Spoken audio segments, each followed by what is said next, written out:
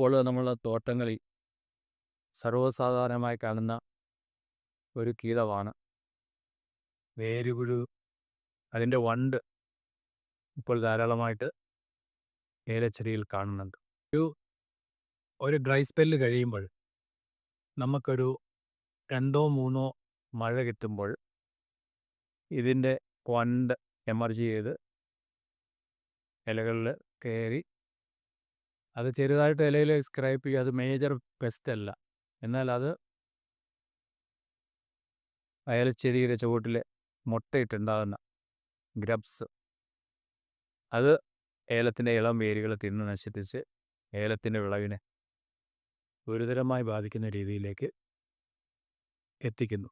അപ്പോൾ നമുക്ക് ഇപ്പോൾ വണ്ടുകൾ ധാരാളം എമർജ് ചെയ്യുമ്പോൾ 1 മാസത്തിനുള്ളിൽ തന്നെ അതൊരു ഗ്രബ്സ് ആയി തുടങ്ങും. അതിന് ഉചിതമായ രീതിയിലുള്ള കീടനാശിനികൾ കുറഞ്ഞ രീതിയിൽ ക്ലോർപൈറിഫോസ് ഉപയോഗിക്കാം. വിവിധ രീതിയിൽ ജൈവ രീതിയിലും ബയോ കൺട്രോൾ ഏജൻ്റായിട്ടുള്ള മെറ്ററൈസ് യൂസ് ചെയ്യാം. പല രീതിയിലുള്ള നിയന്ത്രണ മാർഗങ്ങൾ അവലംബിക്കേണ്ടതുണ്ട്.